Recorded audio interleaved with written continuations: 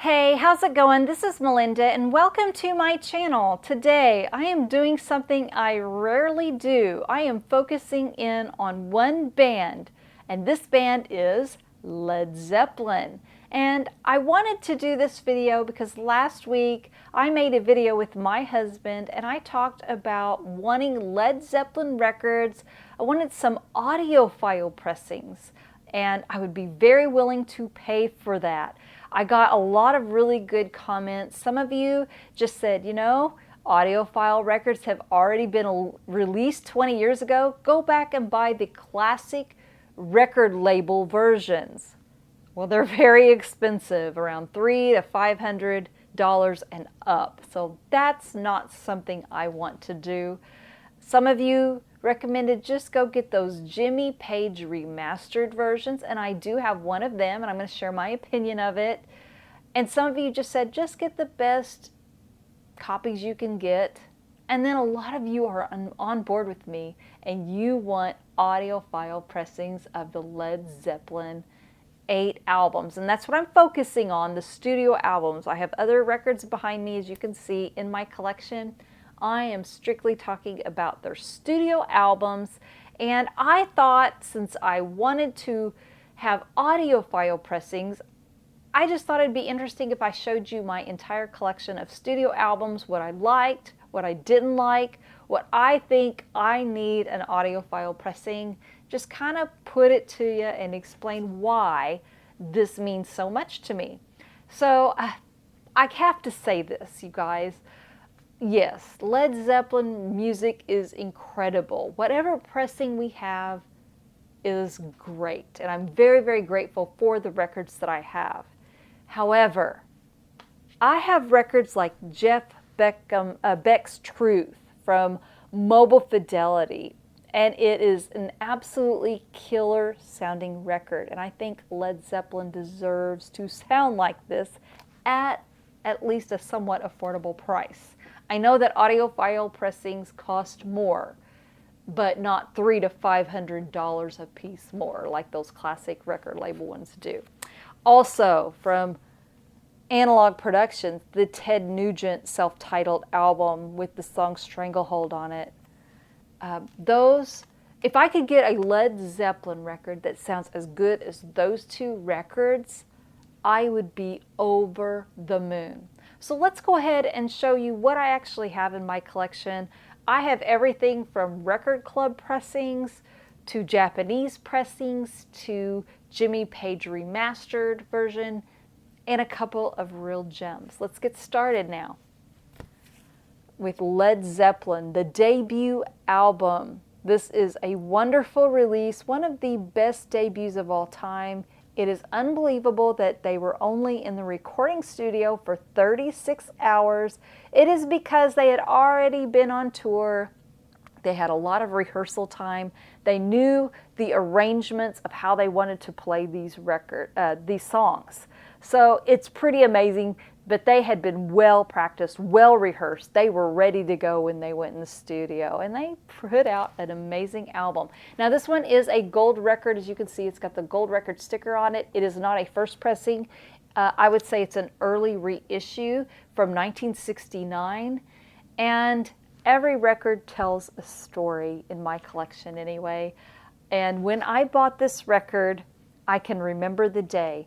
I was in Florida around the St. Augustine area. There was a flea market, and I was there just digging through records. I hadn't eaten that day. There was no air conditioning, a recipe for disaster, and sure enough, I could tell. I had some kind of a blood sugar issue going on, a heat stroke issue, I don't know. I just went ahead and sat down and told my husband, please go get me something with sugar. And he went on his way. And while I was sitting there by myself, a sweet lady that had a record booth that I had been to earlier brought me a bottle of water, left her booth, and sat there until my husband returned. That act of kindness led me to go back to her booth and buy this version of this record. So, again, this is an early pressing. It's okay. It doesn't blow me away. It's not the best sounding version of this record. It came out of the Presswell pressing plant, which was in New Jersey. It's okay. So I do have, thankfully, a better sounding pressing that I bought a little later. I was at an antique store, had a huge haul of $8 records. Every record was $8, including this. This is a 1977 reissue. It was mastered by Dennis King. I don't know what the difference is. I just know the acoustics. The acoustic guitar sounds better on this pressing. Robert Plant's voice sounds better. It's a really strong pressing. I don't know why a reissue would sound so much better than an early reissue, but this one is a great sounding copy. So yes, I would still want an audiophile version of that record, but I do have a decent sounding version. Here are, if you can see, a lot of my record labels. A lot of them are just the red and green. If they're not, I'll show you what they are. So let's go ahead now and talk about Led Zeppelin II. Came out the same year, 1969. Amazing. And I do have two amazing pressings of this record that if they never make an audiophile version, I'm good. And I feel very grateful. First off, this one is from the Presswell pressing plant. This is what they call the Robert Ludwig. Some people call it a hot mix. I say it probably should be called a hot cut. It is the very, very first pressing of this record. I think they pressed maybe 200,000 copies of this. And then an executive from the Atlantic record label and maybe some others brought this home to their kids. Their kids put it on their turntables, and the record started skipping because it was cut so hot. So they had to neuter it quite a bit. But this is the first pressing that was cut extremely hot, and it sounds fabulous. And I bought that one. I paid $80 for it, and sure enough, a month later, I found this Terre Haute Robert Ludwig hot cut version for $10. So I had to pick it up too. So I have two great versions of that record. And I also have a very good copy. This is a Japanese pressing. It's a 1976 reissue. I bought this one first. This is the first copy of Led Zeppelin II I bought. It's pretty. It doesn't have that, you feel it in your gut panning going back and forth. It's not as visceral. You don't feel it. It doesn't have the same experience, but it's still very, very nice. And I love that this one had the poster. The other two that I bought didn't have a poster with them. This one did, and I can only imagine how many of you who watch my channel had this poster hanging up in your room. Super, super cool. So I don't need an audiophile pressing of Led Zeppelin II. I feel like I already have one. But if one's available, I am going to support the record label that puts it out there, and I will buy it. So next up is 1970s version Led Zeppelin III. This one got a little bit of a mixed reviews. They were probably expecting a little more of Led Zeppelin I, and Led Zeppelin II is a little more psychedelic folk instead. Has some great songs on it. It is probably one of my least favorite Led Zeppelin albums, and yet it grows on me every time I listen to it. It's so good. There's so many great hits on it. And I have a Japanese pressing that's missing its obi. It is a first 1970 pressing. It's on this blue and green label. This particular version of this record is a little shrill. I feel like Robert Plant's vocals are a little dry, a little brittle. It's very apparent on Celebration Day. It's not bad, but again, you don't want to describe a record you have in your collection as it's not bad. You want something better. So maybe the Jimmy Page remaster of that is good. Let me know in the comments what you think of that one. I just have never found another version to replace that one. So now let's go ahead and move on to a monster, Led Zeppelin Untitled. Now a lot of people call it Led Zeppelin IV. Totally appropriate, totally fine. This one came out in 1971. It is their best-selling record. This is probably one of the biggest gems I have in my entire record collection. It is a promotional copy. It was cut by George Peckham, otherwise known as Porky. If anytime you see something that says a Porcupine cut or Porky in the dead wax, buy it. He is a terrific mastering engineer. This is in beautiful condition. It is a white label promo. And instead of calling it Led Zeppelin IV, each one of the band members picked a symbol and put that on there instead. So that is an unusual title for such an amazing record, and probably my favorite, although some others are gaining on it. Now we can go ahead and move to Houses of the Holy, and this one is a very sentimental record for me. I had a best friend in high school, and I have memories of going to her house after high school. She was already married. She had a swimming pool, and I would go hang out with her, and we would listen to this record. I don't believe it was a vinyl record. I believe we had a CD. She had a cassette. I'm not sure.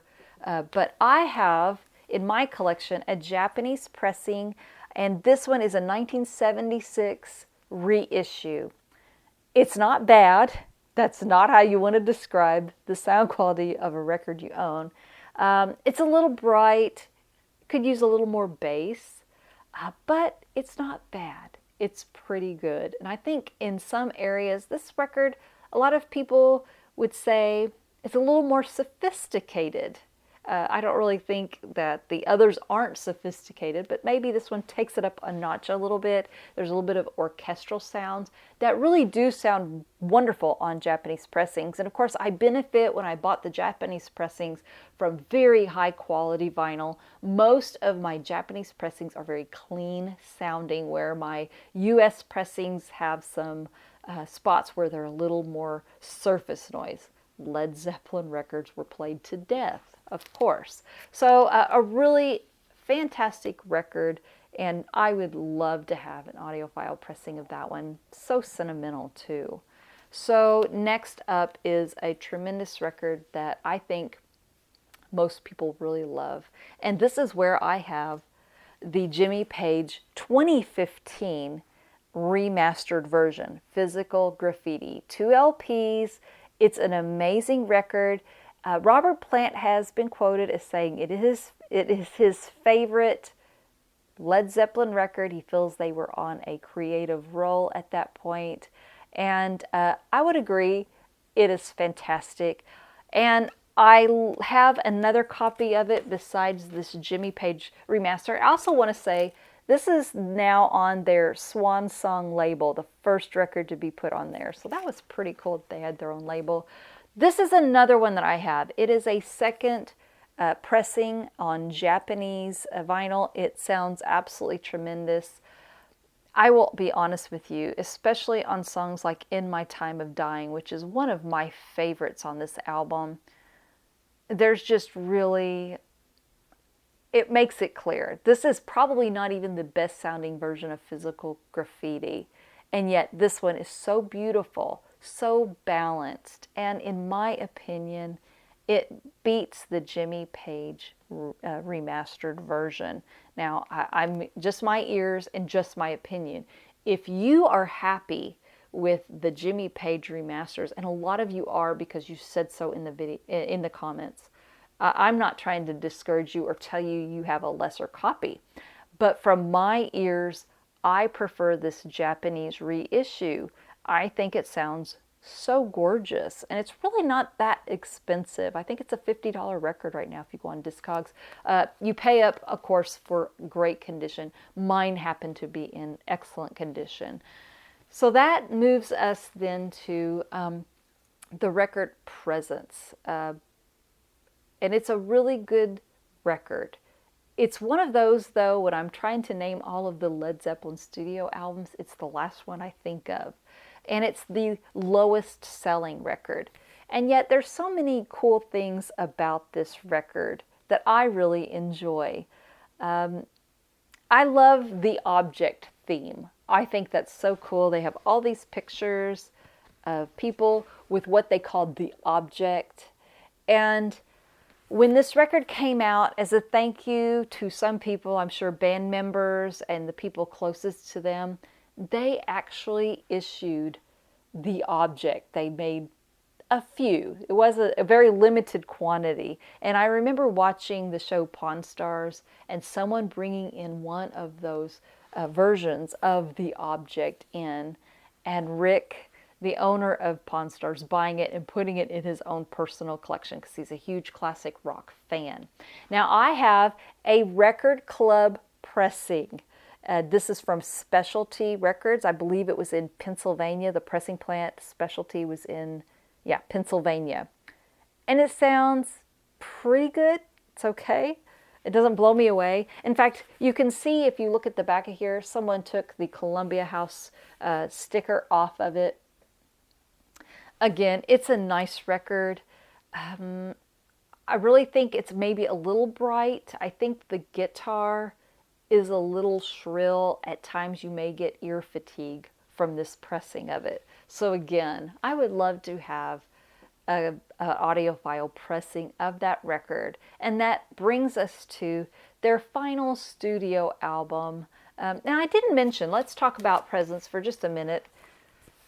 This one had a lot going on with the band at the time. Robert Plant and his wife had been in a car accident. So instead of going on tour, they went back in the studio and did the best they could. And I think it's a really good release, and it grows on me. It's another one of those that, because it doesn't get as much play as, say, Led Zeppelin II, Led Zeppelin's debut album, or maybe even Led Zeppelin IV, this one, when I play it, it's a little more refreshing, it's a little more new and exciting. So that's what's cool. You can have favorites, and then all of a sudden, the ones you hadn't played with, you discover they can move into the favorite slot. And I would say Led Zeppelin, all of their records are worthy of that. And that leads us to this last record, In Through the Outdoor. So much was going on at the time that this one came out. First off, back in 1977, Robert Plant's son died of a stomach virus. And the band members understood what a hard time that was for Robert Plant. John Bonham, I think in interviews, Robert Plant said no one was more helpful in the band than John Bonham. He was truly there for Robert Plant. Robert Plant struggled deciding, do I even need to be in Led Zeppelin anymore? I need to be with my family. He wasn't there when his son died. His wife was. He wasn't there. And I think that had a huge effect on him. But he did go ahead and come through and put out 1979's In Through the Outdoor. At the time, him and John Paul Jones really took helm of this album, because by then John Bonham was struggling with alcoholism and Jimmy Page had some issues with heroin.